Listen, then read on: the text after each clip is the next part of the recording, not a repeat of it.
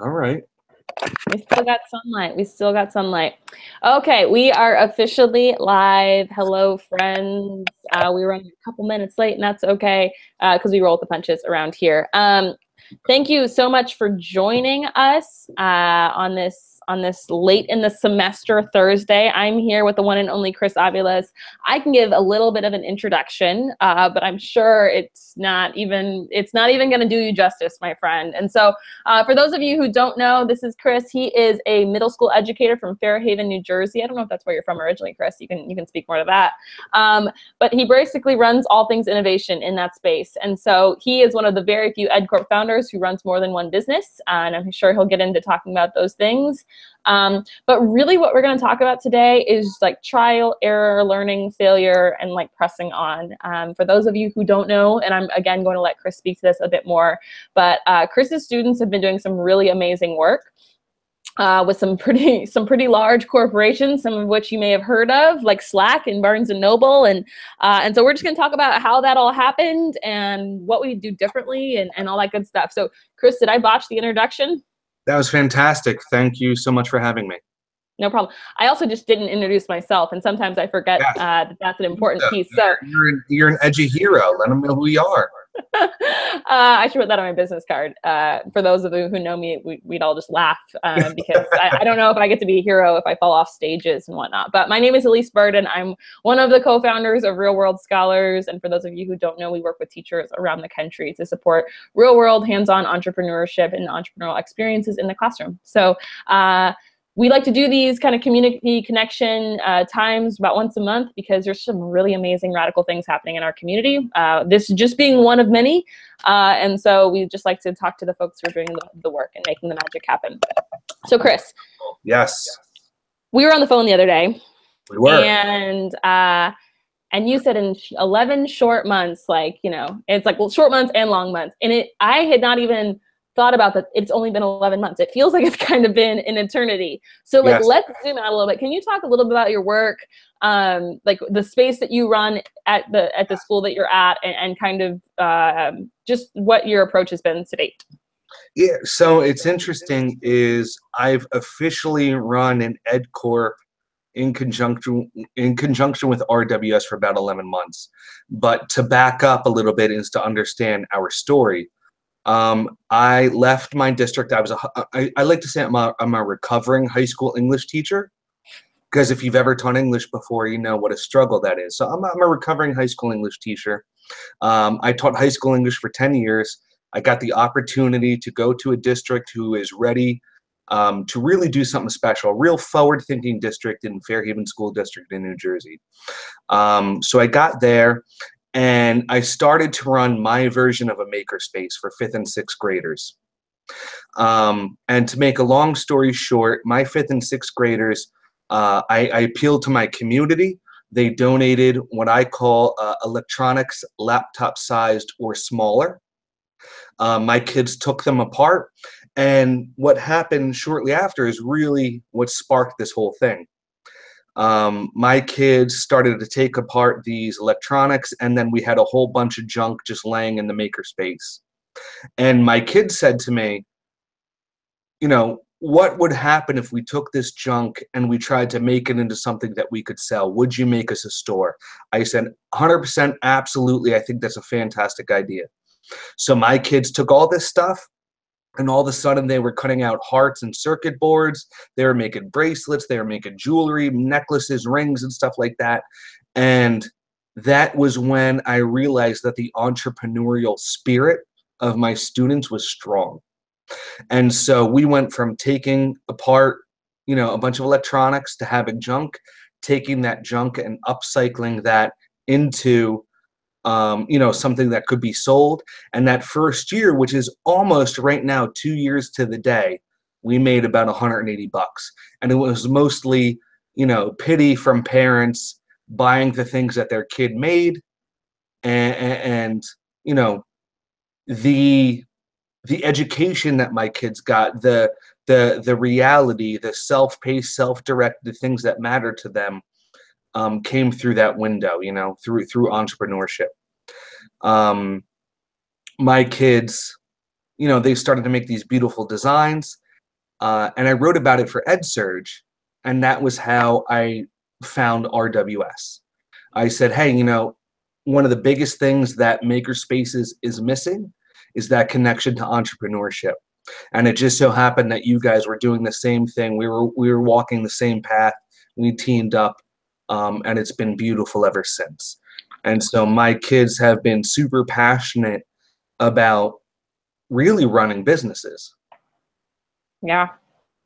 So I want to stop you really quick, Chris, Sure. because you like gloss over some of the things that I think a lot of us really struggle with. So you started early in your kind of unpacking. You said, we appealed to the community for electronics, and they helped us out. They like showed up for us, right? What does that look like, right? Because I think a lot of times we talk about, great, connect with your community. There's resources in your community, but what is like the community, right? Are we going around knocking on doors, leaving flyers? Like, what did that process look like? Was it intuitive? Was it easy? What was surprising? Like, can you just talk a bit about that? So it's funny is nothing running a business is easy. We know that over 50% of businesses fail in reality.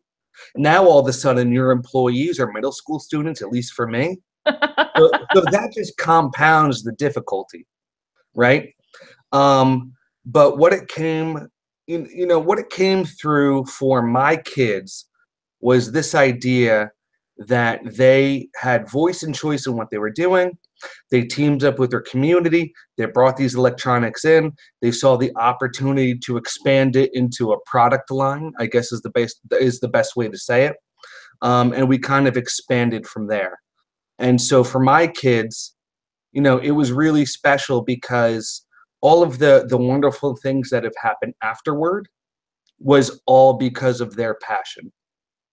And so for me as the teacher, one of the quotes that I love that you guys put up on the social media as we were promoting this story was the fact that I'm the rudder, right? I'm here to do my best to keep students in their lane, right? They're super excited. They're super passionate. They really want to do something special. And I'm there to try to get them, to at least focus that energy, right? If you've ever taught middle school, the energy for middle school students is endless. If I can focus that energy in a, cohesive, productive manner, that's fantastic. And It's funny. Oh, I'm sorry. Please go on. no, please go. So it's funny you say that. So when you were talking earlier, you said as they started making things, as they started salvaging things and just started like kind of creating, that's when you recognized that there was big entrepreneurial, opportunity here. And I think one of the things that classes can struggle with is capitalizing, leveraging that entrepreneurial energy to create, and then streamlining it into something that you're actually creating and producing, right? And so what did that process look like for you? Was there tension there? When you have 30 kids or however many kids making, a variety of different projects that they're interested in, how do you help them, quote unquote, stay in their lane? How do we help leverage and like kind of tunnel that energy into a product so that it doesn't just become being, 60 passion projects that don't really go anywhere? Right. It's hard, to be honest, because that energy is blasting out of the kids that I teach. And so part of that is getting them to dial it back, take a deep breath, and teaching them those entrepreneurial skills that anybody would need to be successful in business. And so it always makes me laugh is I talk to a lot of people, whether it's on Twitter or social media, whatever the case may be. I say, look, my kids are doing X. And a lot of the people we connect with are business people who say, oh, my $1 million, multi-billion dollar company is doing the same thing. And so for me and my kids, it's really about getting them to take a breath. Right? Getting my kids to take a breath. If you are a huge fan of design thinking like I am, and design thinking for my program is the focus of what they're doing, it's getting my kids to take a breath and focus on empathy. Who are you designing for? Why are you designing for them? And what do you hope that they take away from the experience? And so, I decided to make my life very difficult with the startup that Real World Scholars offered me. instead of running one business, I decided to run three. And so my sixth grade, because what I do at Fairhaven is I run, what is now known as the Technology, Innovation, and 21st Century Skills Program. And so for me and my kids, that looks a lot like, in sixth grade, running a business where we solve your simple solutions. I'm sorry, we solve your simple problems with our solutions. In seventh grade, that looks a lot like we run an agriculture business where we sell herbs and spices to parents and restaurants in our community. And then in eighth grade, right, the capstone of our program, we're a consulting firm, right? We work with, last week, I had 26 businesses who wanted to come in and, I talked to my kids today. They honestly wanted some serious help that they think that my kids could provide. So these businesses were turning over passwords to social media accounts. These businesses were inviting students in to shadow and interview customers. And so my goal as the guide on the side or the facilitator is getting students to focus that energy in a productive manner. And it's exciting to me because, nothing is better than keeping it real and keeping it relevant and something that my students are going to go into as they get older, Yeah. I really appreciate you saying like it's tough. I think sometimes there's this feeling that like, and like entrepreneurship is intuitive for a lot of folks, and for the folks that it's not intuitive, quote unquote, for like that process, leaning into that creation over and over again, or leaning into failure over and over again. It's like, oh, well, this is hard. I guess I'm doing it wrong. And so I really appreciate you saying like, no, like it's just hard. It's just like a hard process. And when you're struggling, you're probably learning, you're probably growing. Absolutely. So for those of you who don't know, Chris talked about a sixth grade business. It's called FH Gizmos, and they create solutions. And the solution that they've been working on for the better part of the last year, I want to say, Yeah, absolutely. Has been a partnership with Slack. Slack is actually, it's built into all of your dashboards. We use it internally. It's a tool used by lots of startups around the world. And they've been working with Slack essentially to design a custom fidget spinner that they're using in all of their like new employee onboarding now. So obviously that's very exciting and impressive, and like what an amazing learning experience for your young people. But I'm wondering, like, were there any points of that? And first, I'd love for you to talk about like how that all came about, because I know a lot of people are like, oh, I want to do something like that, and they don't know where to get started. So maybe talk about the inception there. But then also like putting sixth graders in front of like, people who run, like you said, like a multi-billion-dollar business, like that's scary, right? And I'm sure that it did not always go as planned, right? And so can we talk about those learnings? Can we just, like, as you say, keep it real and just like talk about what went well, what didn't, like how the experience rolled out? Absolutely. And that's a lot to unpack. So let's start with the very kind, wonderful people at Slack. So we are talking basically in January, it will be 1 year. And so you backpedal a little bit, and I was very lucky that, so even going back to your last question, which is a lot of how kind of I get where I'm going, or how do I make things happen.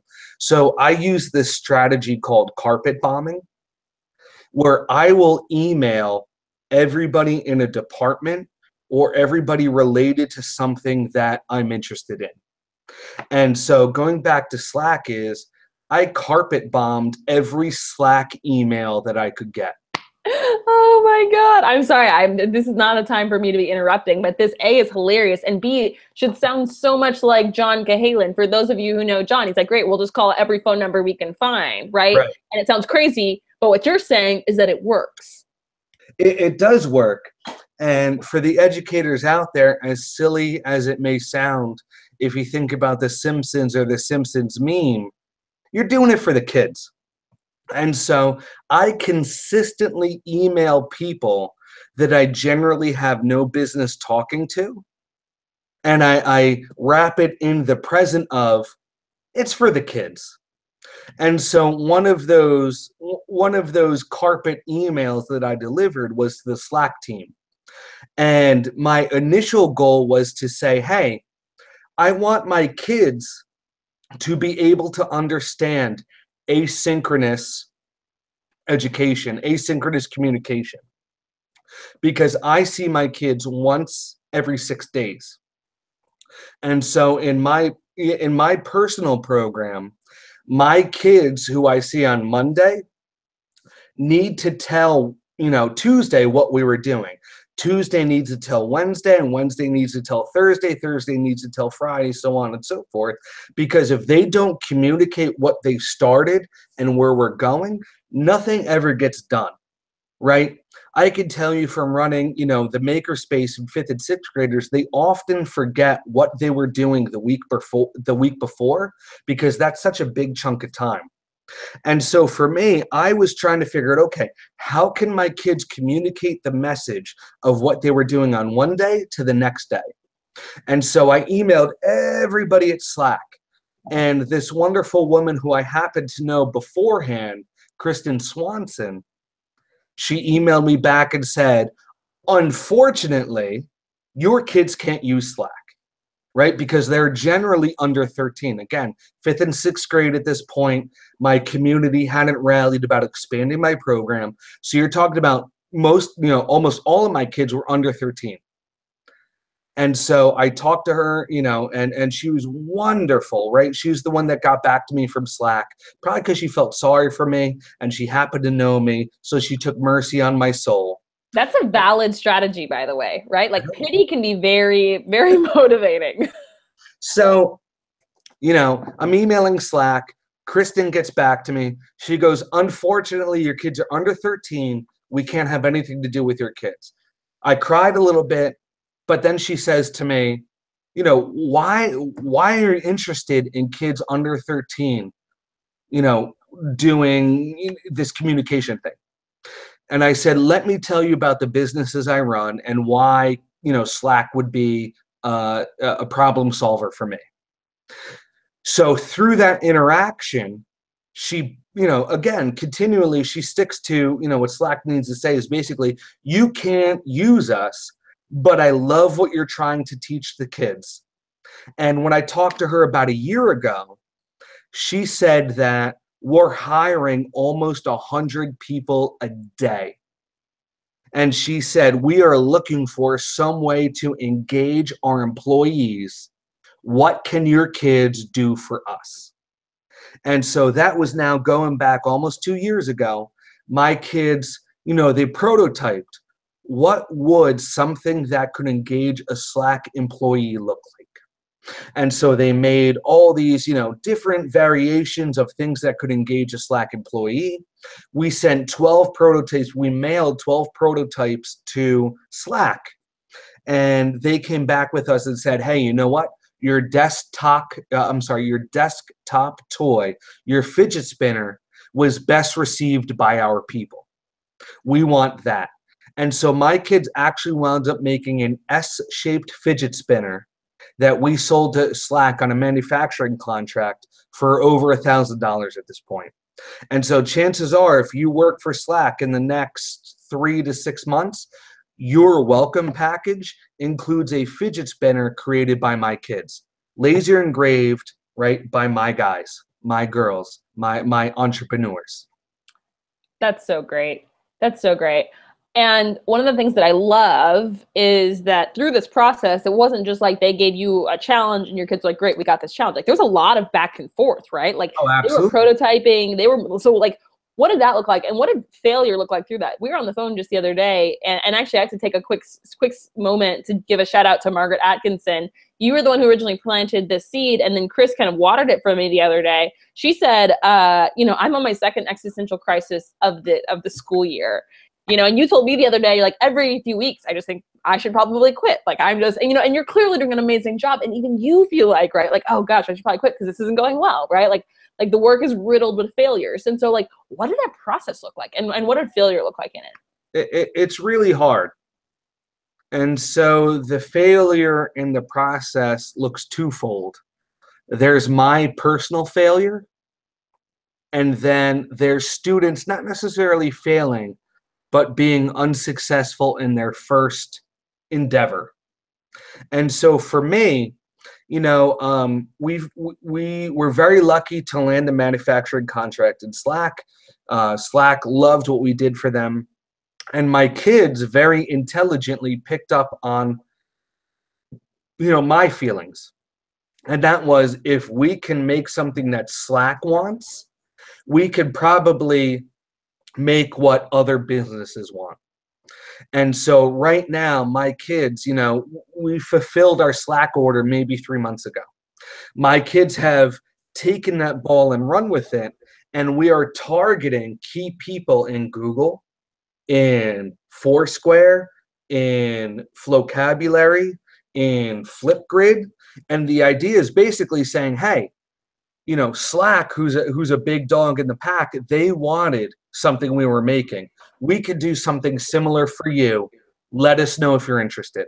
And so my kids are working on marketing, and we talked about customer segmentation over the last couple of weeks. So my kids are taking that ball and running with it. Now, I'll tell you personally, it's been difficult. And I'll tell you, my community is incredibly supportive. But for those of you who are running Ed Corps, it's really, I don't want to say surprising, but something that I was, I guess, surprised by. There's a lot of people that or probably don't know in your community that run successful businesses. And those businesses that your community members run, they came to those businesses from all different areas. And so I'll talk to people who say, you know what, college is a waste of time. I started a business, I'm very successful. Other people will say that I went to college, I studied business, and it's taken me 3 businesses to be successful. There's times where I will talk about the marketing strategy for my Ed Corps, and I'll have parents who say that, you know what, your market strategy is good, but have you ever thought of this? And so what has been both a blessing, I guess, and a curse is the fact that I come from a community that has a lot of business-oriented folks. And to me, it's one of those things that, people who are successful in business, people who have taken a risk and started a business, they have their own thoughts and feelings about how that should be done. For me, I dial that back and, I say, you know what? There's 1,000 different ways to run a business. There's 1,000 different ways to be successful. There's 1,000 different ways to make what you do matter, in the lens of, running a business. And so that's been a bit of a struggle for me, is as word gets out of what I'm doing into my community, I'll have 3, 4, 5 different parents who say, oh, you should consider marketing 3, 4, 5 different ways, I do know. I do. It's and you probably know where I fall on the spectrum, but it's really interesting because when we think about it from an educational perspective, one of the things that we started that got John and I really excited when we first started peeking into what entrepreneurship in the classroom could look like was really around divergent thinking, right? And the fact that divergent thinking goes down for young people as they get older because they're in a system that says there is one right answer. And so it's funny because I think then in its natural form, entrepreneurship is a space for divergent thinking, right? How can we connect the dots in different ways? But people who've been successful say, well, the way that I've connected the dots is the way that everyone should connect the dots because it's what led to success. Yeah, right. It's really interesting. So tell me a little bit. So how do we be adaptive, right? I think it's scary. You're an entrepreneurial leaning person to begin with, right? You have entrepreneurial endeavors outside of your classroom. And so you're kind of already well-versed and the get up and try again. And that it takes several attempts, but that's not all of us. Right. And so, you were talking to me the other day and you said, yeah, I did a market research lesson. It bombed. So then I had to switch to something else. What does being responsive like that look like? And it goes back to what I said is I see my crew, 6th, 7th, and 8th grade. I see them once a day, every 6 days. And I remember being all fired up and excited to coming into, we'll call it day 1. and I did this big lesson on market research for sixth grade, and it was an absolute bomb. They just, and again, as me as an educator, it's never my kid's fault. It's always my fault, the way I deliver it, the way I talk about it, the way I explain it, and that's coming from when I was a high school English teacher. I coached football for 10 years, I coached wrestling for 10 years, and every good coach knows when you do something well, it's because of the kids. And when you fail as a program, it's your fault. And Mm. that's the mentality I bring into an ed corp, because it's just something, that works for me. And so I taught this lesson on market research. I try to never talk more than 10 minutes for direct instruction. But it was very clear to me after the 10 minutes direct instruction, after working with kids in small groups, market research just wasn't landing. Hmm. And so one of the things that I talk to educators about, whether it's as an ed corp or just an educator in general, one of the best things we can do as teachers is you can't take it personally. And I really think that's important, especially, one of the quotes you put out on marketing this, one of the first things was, I said, basically, it's really easy to poke holes in this program if you don't understand it. And that kind of goes back to what you had mentioned before, where a lot of these parents, a lot of these people on Twitter that I share with, all these emails that I get, they come to entrepreneurship from different areas. And don't get me wrong, I run my website, Tech Up Teacher, as a business, and it does very well. I run another business with an educator friend of mine called Silas Solutions, where we made a video game to help students, with social emotional learning, cope with and deal with, socializing in a school setting. And then I even have a third business that I'm about to unroll that we're trying to get, product market fit right now. And in the next month or so, we're going to, unroll that. And so, my business is Tech Up Teacher does well. Silas Solutions, we got a grant from the federal government. And we're in the finals of, a huge grant that we're going to, use to take our game to the next level. So I've been there before. I have never studied necessarily business classes. I've never gone through those steps. But the idea is, and maybe it's the American dream or however you want to phrase it. If you have a passion and you have knowledge about what you want to do, right, you can make something happen. And so what's interesting to me is you have a lot of people from different areas who are very passionate about different things that make their business successful, but they want to apply it to how it looks in the classroom.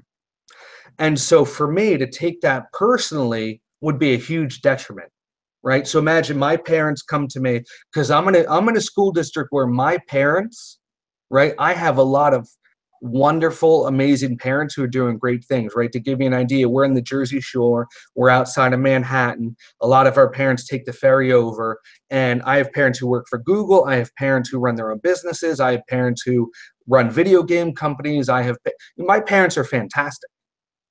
But one of the things that, I'm trying to get people to understand is that the way that you run a business is obviously not the way that you would educate and run a business with 6th through 8th graders.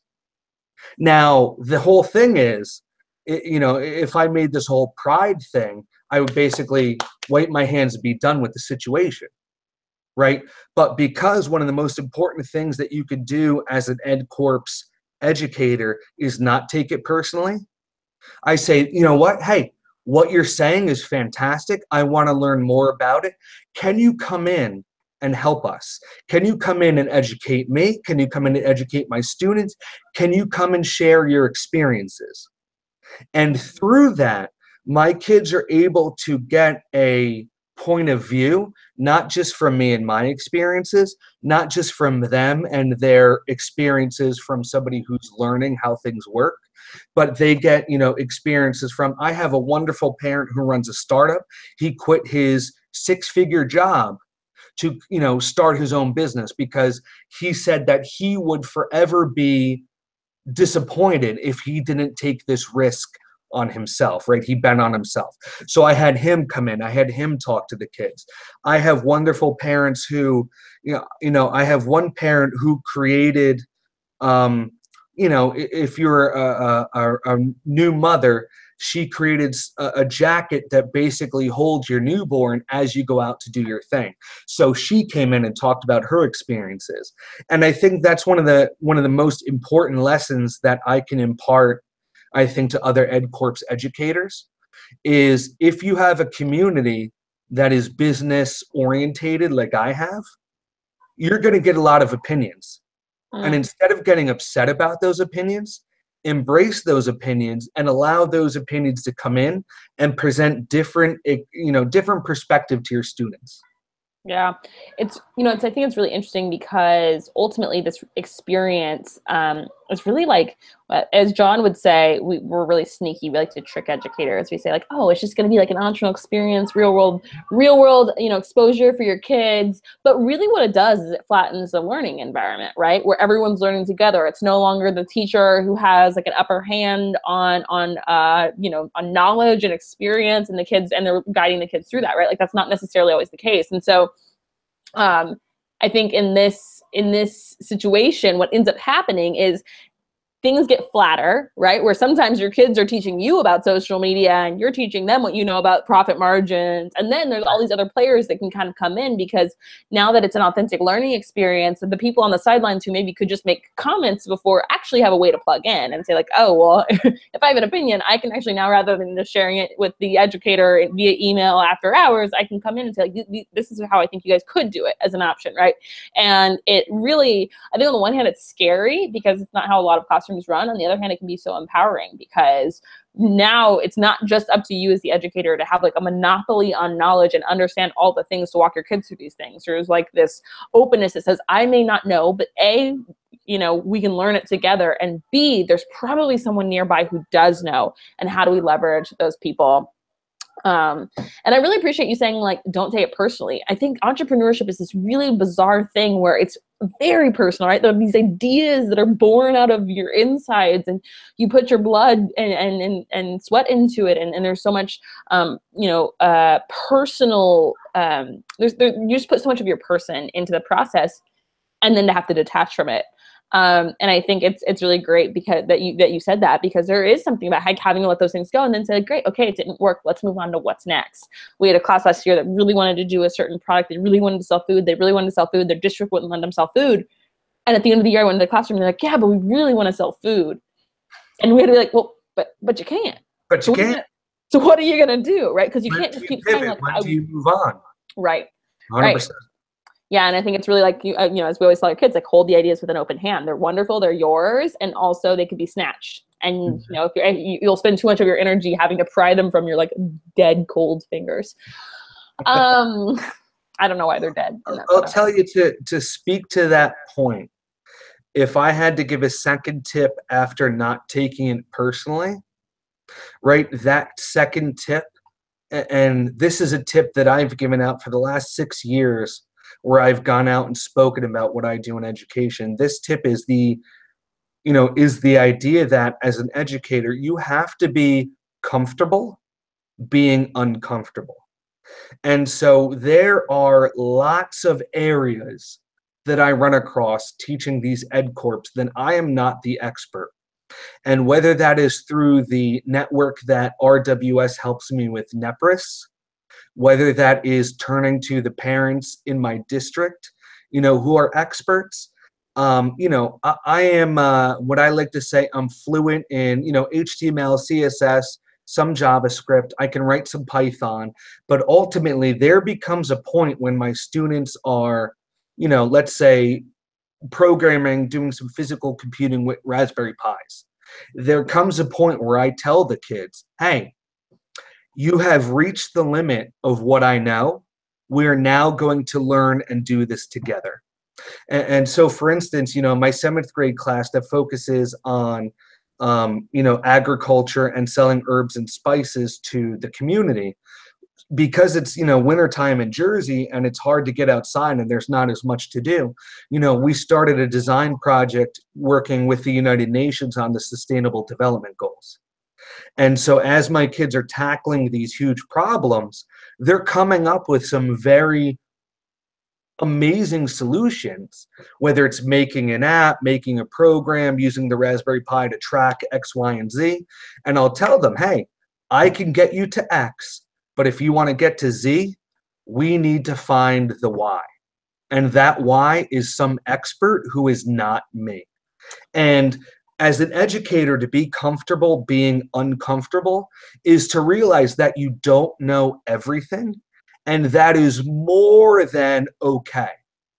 Because if nothing else, you are modeling for your kids what to do when you don't know what to do. Yes. And so yes. I feel like that's such a big thing as we move into this project-based learning, problem-based learning, ed corps. If you look at the way education's going, whether you're looking at the Horizon reports, whether you're looking at that, it all comes down to the fact that students are supposed to be self-directed, self-paced, and get this unique learning experience. As an educator, if you think that you're going to know or master everything that your kids do, it's not going to happen. I remember I helped my first student run their first business 6 years ago.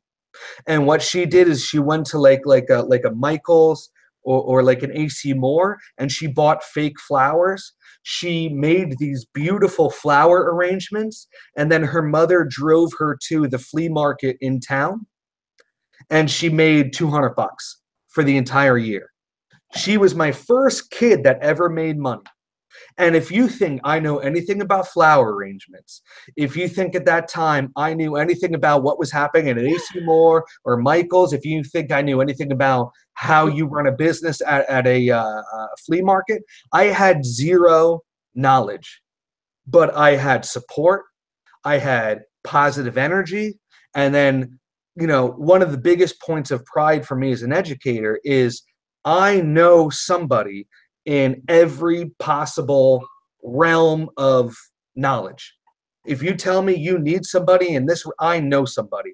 And you know what I'll do? You guys do a Google Hangout. I'm going to introduce you, student. You're on your own because I'm not the expert in the room anymore. I think it's so great. I actually have this image. First of all, I would have never known that you didn't have like highly skilled floral arranging skills. It was lost upon me. I have this vision of I feel like it happens in almost every epic movie where there is it's like Lord of the Rings, Star Wars, where it's like, yes, I'll take you to the scary place, but I only know the way so far. Right. Exactly. And you're like coming up to the edge of then there's like the expanse towards like Mordor and but you're like willing to say but I'll do it with you. Right. Like exactly. I've walked this path before. It only goes so far, but I'm willing once we hit that spot where we're on the same page because we neither of us know what's going to happen. I'm willing to journey with you. And I think there's something so amazing about that. So just, in this vision of mine, you're wearing a hood, but I have a follow-up question, and then I'm going to, just so folks watching, I am going to kind of turn it over to the audience a little bit and start answering some crowdsourced questions. But one of the things that you're really speaking to, or there's this underlying theme of bravery, right, and confidence, and saying I'm willing to try things out. We've worked with hundreds of educators, and there is often this feeling of but I don't know what's going to happen. I don't know if we're going to figure it out. And I think there's something about modeling bravery even when you don't know. And then really falling back on the confidence that but we're going to figure it out.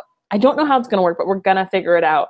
And I think, and maybe just because as a team, we just took the Gallup Strength Finder test and really, talked about our top 5 strengths, each individual person. Mm-hmm. And I really strongly believe in our superpowers, right? Each person having superpowers and knowing what value we're bringing to the table and knowing that we're going to be able to make use of those individual things, right? Because you have a very specific posture, Chris, and not everyone watching or not everyone in our community has the same giftings and talents that you have, and that's okay, right? But then we have to ask ourselves okay, so you have those giftings and you have the insight and experience and whatever that are on your insides, and that makes you feel confident enough to to co-learn with your students. But for other people who have other skill sets, that might feel scary. So my question to you would be, do you feel like you've always leveraged your strengths? I don't know if you've taken the test. If you have, I'd love to hear your top 5. But like, have you always leveraged your strengths well to do this kind of work? And if not, like, what did that growth process Well, look I'll tell like? you, so it's gonna maybe sound silly, but it's super personal to me. Um, Growing up, I had a tough time until I hit about fifth and sixth grade, and I started wrestling. And the sport of wrestling is the greatest sport on earth because it is one of the few sports that is individual, but also team. When you go out on a mat, there's nobody there to save you. It is you versus another human being, and whoever has worked harder is likely going to win. And so, to speak what you're talking about is this idea that I'm okay working side by side with students.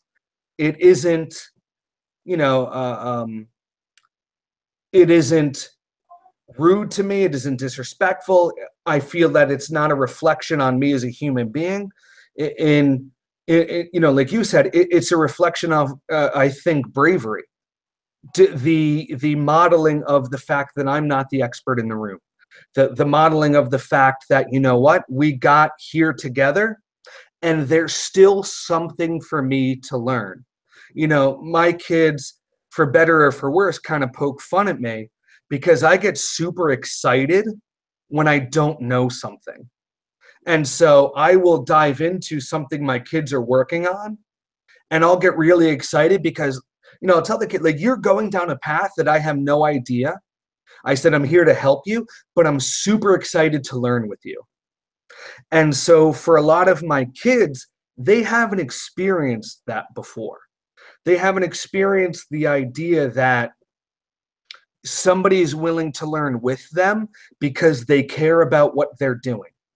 And so, if you've been following me on Twitter lately, I've been throwing out a lot of tweets about some struggles that I've been having, using our design process and design thinking, specifically when it comes to empathy and synthesizing, user needs in the work that we're doing with Slack and Barnes and Noble and all these other companies selling to our local pizza place, working with our 26 businesses. And for me, I'm willing to say that because the most important thing for me is that my kids learn. And so if I don't know it, if I don't get it, if I have to work through it, I'm willing to do that. And I have found, and this is again going back 6-7 years when I really changed the way that I thought. I can't tell you how often I apologize to my students and I basically say, hey, I wanted to do X, it didn't go so well. We're going to do it again, and I hope you forgive me. And what I love about students is they are so forgiving, they are so willing, they're so excited to go through that learning process with you that is one of my favorite things to do. At no point has a student ever asked me for professional development on anything. I sat down with this amazing girl today, and we were working on marketing and customer segmentation for the fidget spinners that we have left over from our Slack contract. And so, she was kind of talking about, I've never done any graphic design. I want to do X, Y, and Z. And I said, you know what? I honestly don't know how to do what you want to do, but let's go ask Google. Let's go ask some people in the room. Let's go ask some friends of mine, text them, call them, hang out with them. And at the end of our 60-minute period, her goal was met. Not because of me, right? I didn't necessarily contribute to her success, except for the fact that I was able to point her in the right direction. And Okay. I'm 100% okay with that. I love that so much. And I think, we've seen a huge difference in engagement. There's a big difference when between like when someone who's a marketer comes into the classroom and says, I'm going to teach you about marketing, right? Or you as an educator says, I'm going to teach you about a thing. And they're in a traditional like desk, like, okay, I'm going to take notes about the thing that you're teaching me about. And someone coming to them and saying like, we're going to do this together, right? Because you and I are the same and you look up to me and you think that I'm so much smarter or more accomplished or have it all together, right? But like, we're going to do this thing together because because we're at the same level, or like we're doing the same work, you know. And then one of the things I always encourage is, you know, when your students break up into teams for the business, like have relevant folks come into the classroom to work with them, not to talk to them, not to give them some speech, but to say, hey, these are the tools that we use at my marketing firm. What are you guys doing? Like, how can we share? Because there's something totally different than, you know, about sitting at a table as peers. And I think young people don't often get that. And it's uncomfortable at first, but once they have that feeling, they run with it. And, and it's uncomfortable because many of my students at the start of their introduction to what we're doing, they don't think that they have anything to offer, whether it's the businesses that come in 8th grade, whether it's the agriculture restaurants who are buying our basil and our rosemary. They feel like that, whether it's they're not special, they don't know enough, they feel like, you know, what do I have to bring to the table? And you know, it's one of those things, you know, I have this whole bank of quotes that I go back to when I don't know what's going on, right? So my simple rules, when I don't know what to do, there's rules and thoughts that I have. And one of my favorites is what Mike Tyson said. Mike Tyson, who, for better or for worse, when I was little, I was a huge Mike Tyson fan because, you know, my whole family loved Mike Tyson. But Mike Tyson famously said, everybody has a plan until they get punched in the face. And that's a quote in the Ship It book, by the way. Is it really? It is in section 5. Hasn't come out yet, to be released. Oh, I gotta get that advanced copy. Yeah. So, but for me, that is so true, is that, you know, these people who might want to come in and talk to my kids like they're the experts and they know how to run a business, right? You may know how to run a business, but until you run an ed corp with 6th through 8th graders, right, you don't know what it's really like. Right? Like I said, it's really hard to run a business. Over half of businesses fail. Now throw in the fact that you're running a business with 6th to 8th graders. And like Tyson said, everybody has a plan until they get punched in the face. You know, I have a plan, they have a plan, everybody's got a plan until things go south. And the real measure of a man or a woman when it comes to running a program like this is what happens when you get punched in the face. Yeah. And for me, you know, I try to anticipate when the punches are coming, show my kids how to duck around them. But if we got to take a few to learn a lesson, I'm totally okay with that.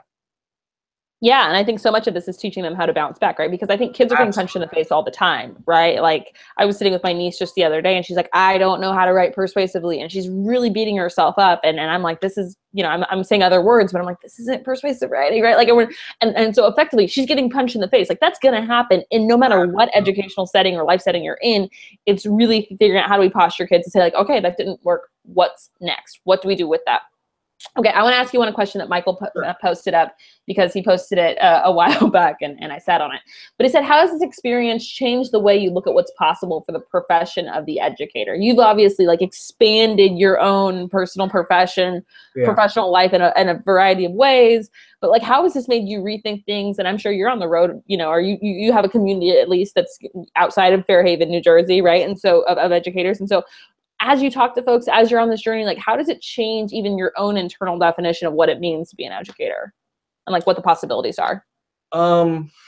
So I'll say the biggest thing is I always, you know, again, taking maybe a business mantra is let's see what it would be, is I under promise and I over deliver.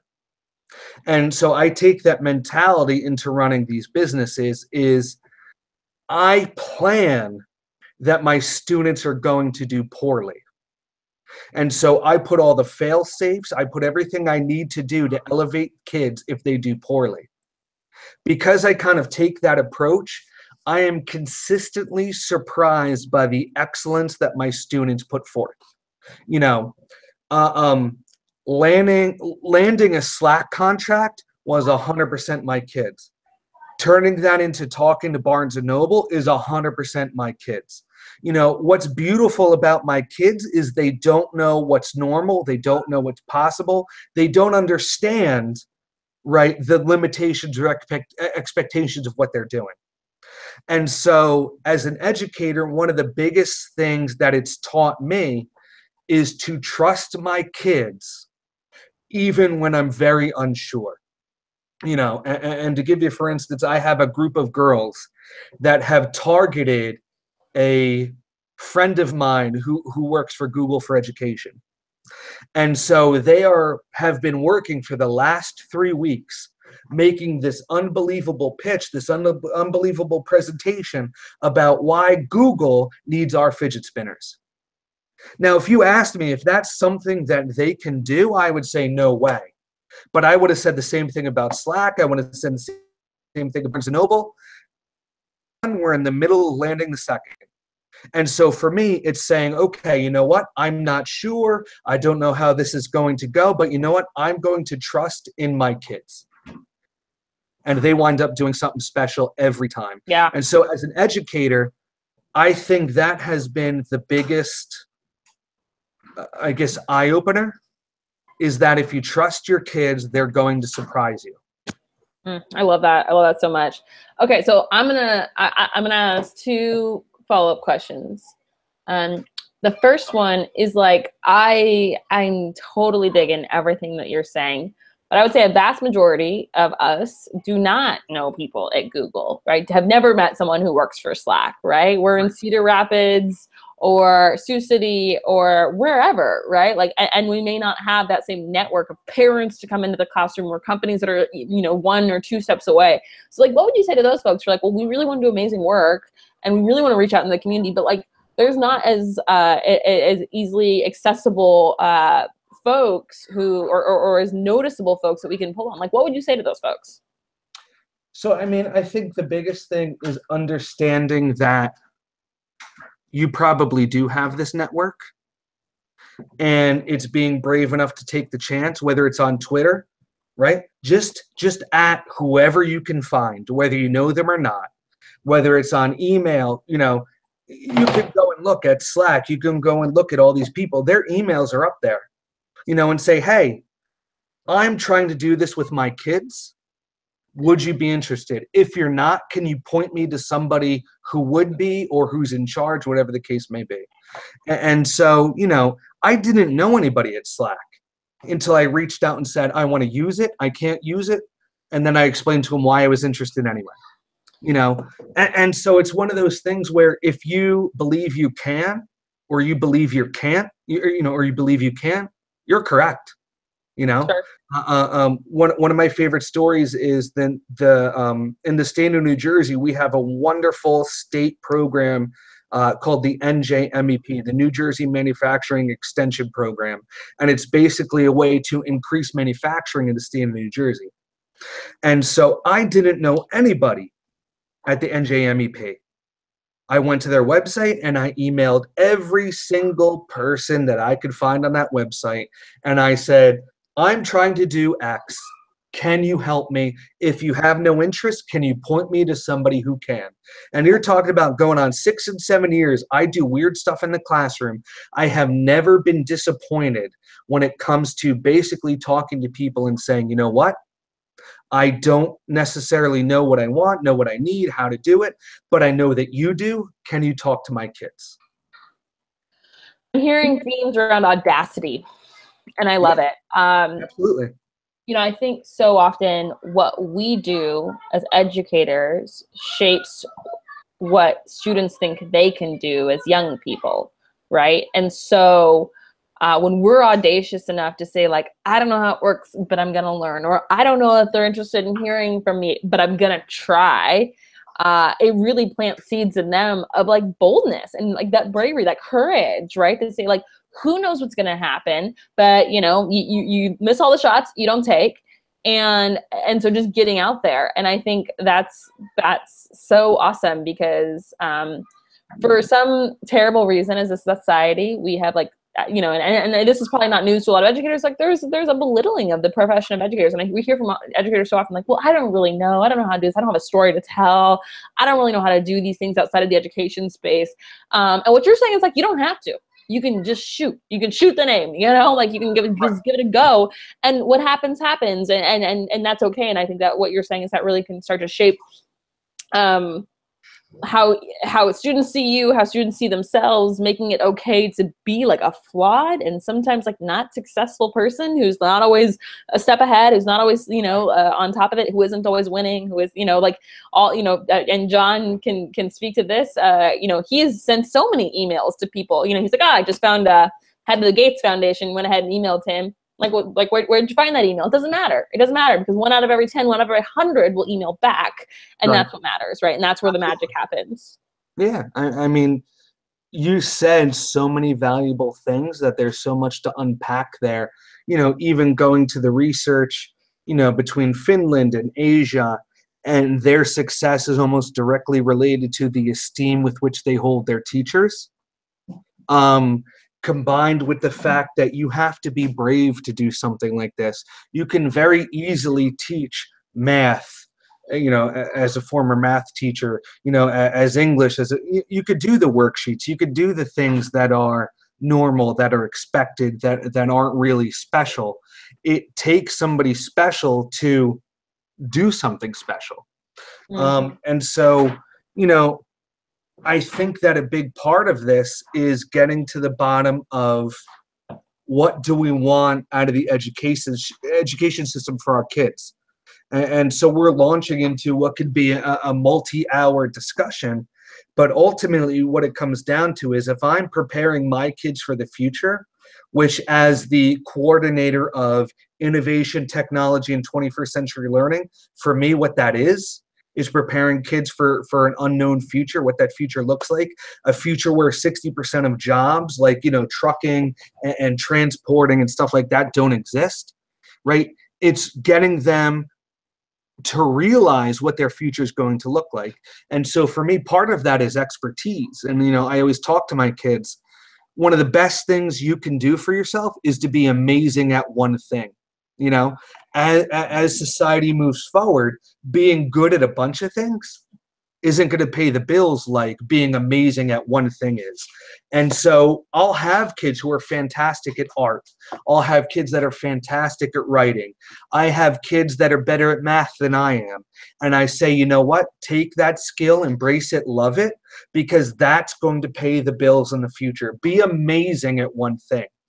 And from the businesses I run on the side and from the experiences I'm having with my students, there's nothing like a business that takes all of the education that for some reason we still teach in silos, right?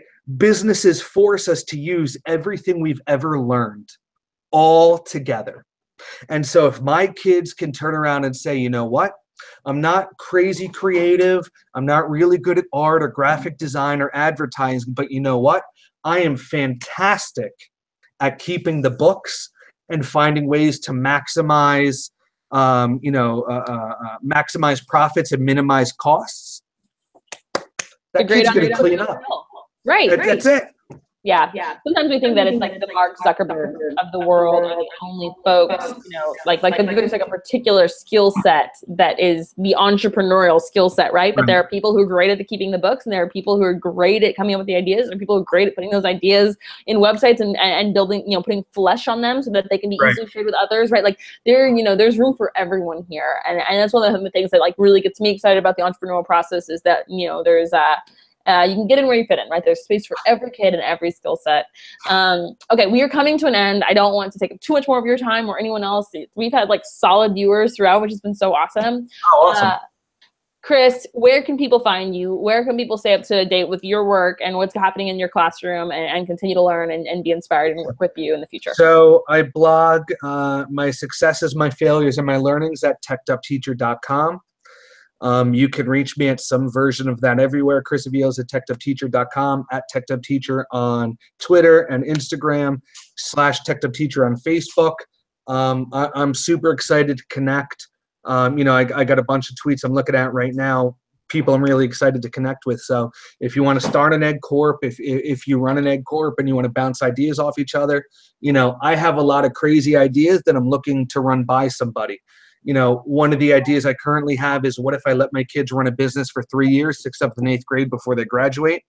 I actually wrote out and pitched the other day to some folks, what if I ran an Ed Corp reality TV show? every group got $100 in the beginning of the year, and they competed, in these contests, and the winners got extra money to run their business. And if they failed, they went back into this business pool. So chances are, if you are running an Ed Corp or you're interested in running an Ed Corp, you are the 1% who need to connect with us other 1%ers to really change what education is doing and how it affects our students. So I'm super stoked to talk to anybody. And Elise and RWS and John, who is God knows where. Thank you so much for having me. Of course, of course. And the kind of collaboration you're talking about, I actually think Slack is a wonderful place for, because yes. You can both be connecting with the people who want to connect with you, and then there's always the lurkers. And and I'm a part of a couple different Slack channels that I'm a lurker on, and I understand that there are going to be times where there are people gleaning inspiration and learning from you who aren't even directly active in each of those interactions. And so I could even see I'm planting an idea in my team's brain as we speak, in having a crazy idea Slack channel. So maybe we'll get that going for folks who just want to spitball wild ideas, because there is a cohort of you that call us and say, well, at least what if I did a weird thing? Right. We love the weird things, right? Some of the weird things don't work, but that's not the point. So Chris, thank you so much for taking time to be here and share your experience with teachers around the country. We learn with you and from you all the time, and we think your students are great, and awesome. You are too. So thank you so much. No, thank you for having me, and check out FH Gizmos, FH Grows, and FH Leads, and thank you for giving me the opportunity to run and educate my students through social entrepreneurship. I appreciate it. It's our pleasure. All right, everyone watching, we hope that you have a wonderful rest of your holiday season, no matter what it includes for you. All right. Bye-bye, guys. Good night.